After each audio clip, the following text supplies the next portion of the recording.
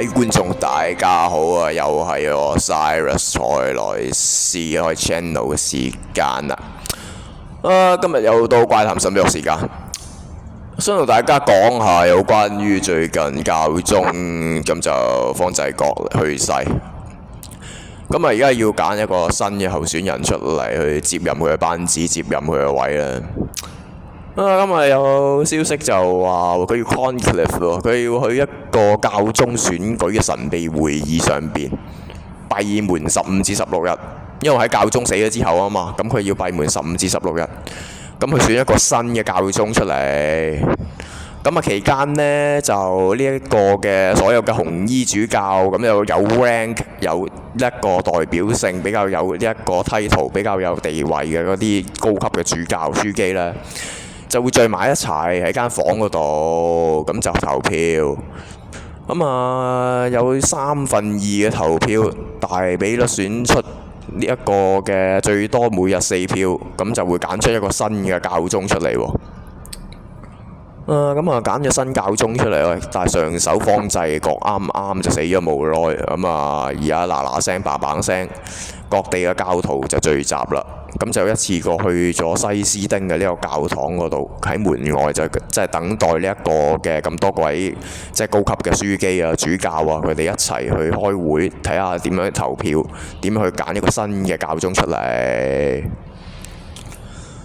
但係嘅教宗嘅選舉激烈喎，咁佢又話當場嗰啲人啊，大會指定啊，佢教堂指定啊，一定要沒收手機，刪晒手機啊，唔俾拍攝，係嘛？唔俾錄音，唔俾任何文字信息嘅影像嘅通話，各式各樣嘅通話咁樣。嗱，咁其實好簡單嘅，其實佢主要係唔想將所有消息啊、各樣嘢啊對外公開。即係你睇翻佢歷年來嘅教宗選舉都係咁，其實佢做極都係咁嘅。佢呢個秘密會議，呢一個秘密教宗選舉會議，其實係 last long 咗幾耐啦，係延續咗幾耐咧？其實係800幾年，係800年。咁相隔800年時間，咁基本上呢一個係一個即係一個幾神秘嘅一個有神秘色彩嘅呢一個選舉會議嚟，去揀一個領導人出嚟，係一個作為一個宗教嘅領導人，係一個領袖，去帶領佢哋嘅團體、佢哋嘅群體一齊去服侍主耶穌基督，一齊去服侍天主。嗱，咁基本上教宗方濟各咁就都好震撼啦，上啱啱4月嘅時候就離世嘅喎。咁佢而家各地嘅信徒就聚集啦，連埋嗰啲高級嘅書記主教啊、紅衣主教啊，一齊就聚集喺呢個西斯丁教堂裏邊，咁就大家即係睇下點樣去投票啊、決議啊，去選一個新嘅教宗出嚟。咁選呢個新嘅教宗出嚟，咁有啲咩特定嘅要求呢？咁喺呢度可以同大家講下。如果要選一個新嘅一個天主教嘅教宗出嚟呢，嗱，佢落梵蒂岡嗰度係有明文規定㗎嚇。其實如果你想成為天主教嘅教宗，首先你要成為一個做過高級嘅書記啦。咁你當中你係要男性㗎喎，佢係唔俾女性去加入㗎喎。同埋仲有一樣嘢，你必須要擔任過高級嘅嗰啲神職人員，即係紅衣主教。咁樣嘅話，你就可以先至有資格去成為呢一個嘅教宗嘅候選人，列入候選名單。咁我又想問下喎，如果我冇呢啲資格嘅時候，舉個例，我係女性啦，但係我又想做教宗喎，我又冇做過紅衣主教啊，咁做唔做得啊？咁大家都知嘅，梗係唔做得啦，係嘛？咁所以教宗有傳啊，就選一個新嘅人選，就需要係浪費數天嘅時間，數10天嘅時間，先至可以揀得出一個新任嘅教宗出嚟啊！咁其實咁過往方濟各嘅政績，大家都即係都有唔少爭議有啲人又話佢教宗方濟各之前佢有包庇教會一啲性侵即係兒童嘅一啲醜聞啦。跟住又可能佢阿馬底又將嗰啲咁嘅捐款啊、教堂嘅一啲佢哋嘅一啲捐獻嘅物資啊、捐獻嘅錢啊，都貪咗落袋啦。咁亦都有傳話教宗方濟各佢其實都唔識得去同其他嘅一啲國家去打呢一個嘅人情牌啊，或者各樣嘢，亦都唔識處理即係唔同國家嘅嗰啲爭端啊各樣嘢啦。咁佢特別係喺呢一個嘅喺中國嘅呢一個嘅談判啊會議上邊，咁就更加唔識得點樣同中國傾啊，點樣拉攏中國啊或者成，佢淨係一味對中國嘅問題全部視若無睹嘅。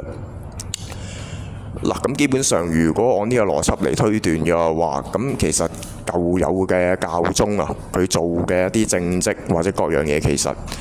係的而且確係可能係存在有一啲不足嘅地方。咁而且佢做嘅呢啲政績或者各樣嘢，可能亦都受到一個外界批評，就話喂，會唔會下一手再新任嘅教宗又係會做翻同樣嘅嘢㗎？咁如果按呢個邏輯嘅話，咁新選嘅教宗，咁佢的而且確係可能要填補翻方濟各佢之前一啲做得唔啱或者做漏嘅一啲政績，先至可以去真正糾正翻梵蒂岡以來嘅一啲嘅陋習同埋傳統嘅一啲弊病啊！咁如果係咁嘅話，咁新任嘅教宗啊，咁佢喺呢一個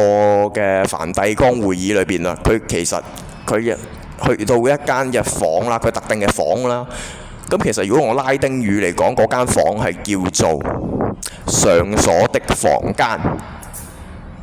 上鎖的房間，顧名思義，佢嘅意思就係一間房上咗鎖，佢係一個秘密會議，係 close 嘅，唔對外開放，係唔公開嘅。咁呢間房裏邊咁就韞咗大概10幾日啦。咁呢啲紅衣主教呢，就要喺裏邊去揀，啱啱講過就一定要去投票啦。每日最多投4票，咁就如果2/3大比數通過呢，就可以選到新嘅教宗出嚟啦。咁呢一個嘅上鎖嘅房間最大嘅特點係佢一定係唔俾人入，頭先講過唔俾人入啦。手機、電話、電子通訊器材一律全免，先至可以加入呢個會議嘅。咁另外就係啦，咁佢呢個坐得喺呢個會議裏邊嘅高級紅衣主教，全部都一定有翻咁上下地位嘅。如果冇嘅，你都唔使旨意入到呢間房啊！紅衣主教咁當然，咁佢哋一定係服侍教會有一定嘅日子，同埋係一個所謂喺修道院修道啊、讀神學啊各樣嘢，佢一定要有翻咁上下經歷、咁上下經驗，先至有資格坐喺大教堂嗰度幫手去選舉投票啦。好，咁如果係咁嘅話，咁新任嘅教宗選出嚟，咁究竟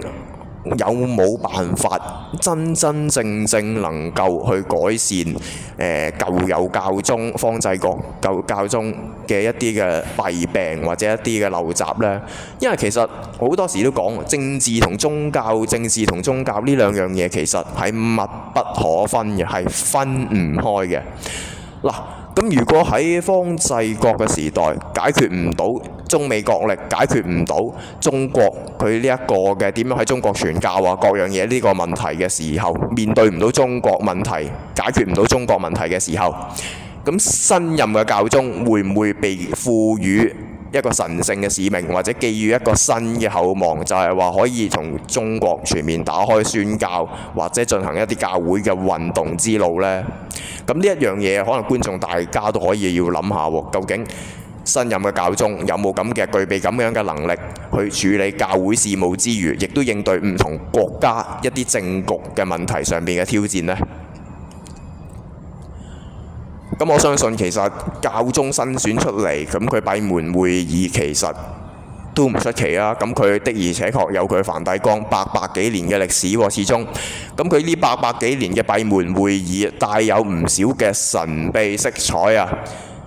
咁呢百幾年嘅會議，其實講真嗰句，點解一定要鎖埋道門、閂埋門，唔俾人知？嗱，以前嘅年代冇手機，好難講。冇任何其他一啲電子或者即時嘅傳輸工具，好難講。但係現代咯喎，咁當然要識手機啦。但係呢一個閉門嘅會議點解可以 last long， 可以延續到一個800幾年之久呢？嗱，咁嚟緊落嚟就可以慢慢深入去探討佢背後嘅神秘學或者神秘色彩啦。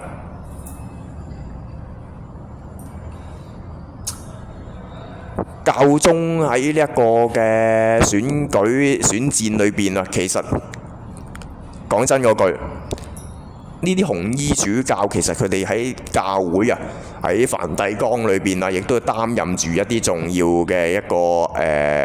上邊一啲嘅分配教會唔同嘅修女啊、修士啊一啲重要嘅工作角色啦。咁佢哋其實講真嗰句喎。如果你有睇近排有一單新聞，就係話好似巴西定唔知邊度，佢哋法國有間大教堂啊，你見到有呢一個嘅聖母瑪利亞像流出眼淚啊，就係因為方濟各教宗死亡嘅呢一個消息宣佈嘅時候，突然之間有信徒啊喺法國定係唔知邊巴西嗰度嘅教堂發現有聖母瑪利亞流下眼淚啊！嗱，咁背後嘅意思其實代表住啲乜嘢呢？其實會唔會係其實又係背後梵蒂岡係俾呢一個共濟會同埋撒旦教所控制住呢？嗱，其實好簡單一樣嘢，因為梵蒂岡背後呢一個800幾年嘅秘密會議啊，嗱，一講起秘密會議，大家可能即刻就會聯想起共濟會同埋撒旦教嘅一啲秘密儀式、秘密會社佢哋嘅一啲嘅運作、秘密政府佢哋背後嘅運作。咁相信可能按照住唔同嘅信徒法提瑪預言啊，甚至乎聖母流眼淚，多次證明會唔會就係預示住撒旦教其實基本上魔王撒旦佢哋早就已經滲透咗教會裏邊啦。其實會唔會教宗嘅選舉裏邊其實亦都牽涉住共濟會啊呢啲秘密組織、秘密會議、秘密政府、秘密嘅團體，其實亦都干涉在內啦。嗱，先唔好講佢裏邊其實佢教宗裏邊選舉裏邊嘅背景啊，服侍教會嘅年資有幾耐啦？咁其實我相信教宗佢哋呢啲樞機背後，其實你真係唔知佢哋隱藏嘅目的動機係乜嘢嘅喎。你亦都唔知佢其實佢一路喺修道院修道啊、修行啊各樣嘢，你唔知佢修下其實背後走火入魔，亦都冇人知。如果唔係咁，就難免唔能夠解釋點解有咁多教宗或者樞機有咁多性侵兒童或者係侵犯兒童嘅醜聞。咁背後會唔會牽涉住有一個更大嘅集團、更大嘅組織喺背後控制住梵蒂岡教會、羅馬教廷啊？嗱，呢一樣嘢可能就係正係聖母瑪利亞流下眼淚預示住嘅嗰種擔憂。其實魔王撒旦、邪靈邪魔外道可能一早已經滲透教會，甚至乎假扮神職嘅人員喺度宣揚教會嘅事務。其實暗碼底係幫魔王撒旦佢哋、幫邪靈佢哋去運作操控教會，直至去宣揚假嘅基督信息。咁可能呢一樣嘢大家都未必留意到嘅喎。嗱，咁其實點解我會話其實佢當中嘅一啲秘密嘅活動，可能係引致同撒旦教、同呢一啲共濟會、同呢啲秘密會社係有關嘅呢？嗱，如果回翻頭先我所講嘅説話裏邊，其實佢哋呢10幾日裏邊嘅秘密會議啊，延長咗 last long 咗幾耐啊？800幾年。咁呢800幾年嘅歷史洪流裏邊，嗱，天主教有經歷過一戰、二戰啦，唔同嘅大小小戰爭啦、改革啦、唔同國家嘅政治運動啦，亦都有經歷過呢一個嘅一個贖罪券啊，有唔同嘅呢啲嘅時代啦。咁天主教咁講真嗰句，其實佢背後有呢啲咁多嘅隱藏運動，亦都掀起咗美國嘅撒旦教嘅浪潮喎。係啊，史東維拉嘅嗰個撒旦教浪潮喎，就好似你見到上面幅圖惡魔巴滅佛嘅嗰幅圖咁。就其實撒旦教本身就係掀起，係源自呢一個嘅天主教。咁因此咁會唔會就係同一樣嘢？其實天主教而家佢內部嘅運作啊，同撒旦教同秘密政府一啲秘密會社共濟會其實係相通嘅呢？咁難免會有人會話，其實點解天主教嚟嚟去都一直佢灌輸或者傳承嘅傳統啊，一啲傳統嘅活動啊，傳統嘅一啲彌撒啊，各樣嘢啊，都係好似同撒旦教、同秘密政府、同共濟會係有關嘅嗱。但係大家可以諗下，細心諗下一樣，細心啲諗下一樣嘢啊，就係撒旦教佢裏邊或者共濟會、兄弟幫啊，佢哋呢啲秘密會社裏邊係的而且確有血祭，係有黑彌撒嘅活動㗎。嗱，黑彌撒同埋呢一個血祭活動，其實全部都係一啲邪惡嘅運動啦，就係可以係去做活人獻祭啊。殺人啊，咁就可以去誠意攞人嘅血、攞人嘅靈魂、肉體各樣嘢去同惡魔交換嘅，咁就係呢一個嘅，即係撒旦教佢哋係學習喺天主教學翻嚟嘅，再加以運用啦，咁就令到其實佢哋會唔會共濟會、撒旦教其實佢暗碼底都有。真係有加入到呢一場嘅教宗秘密選戰入邊咧，呢一個嘅 conclave 裏邊咧，嗱，大家觀眾細思極恐可以諗下啦。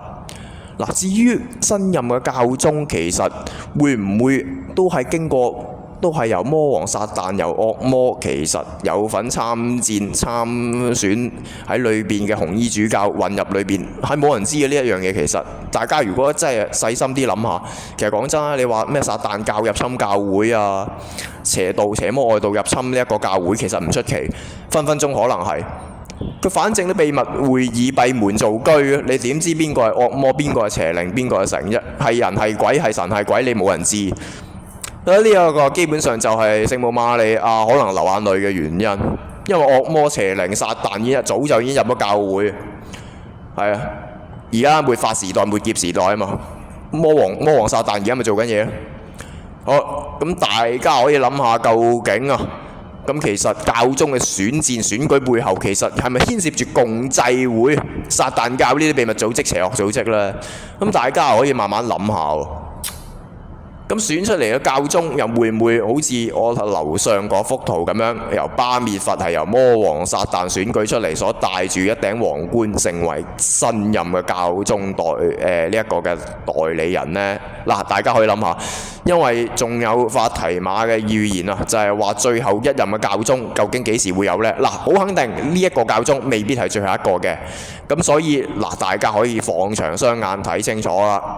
好，今日嘅影片係咁多，各位觀眾，多謝，下次再見，拜拜。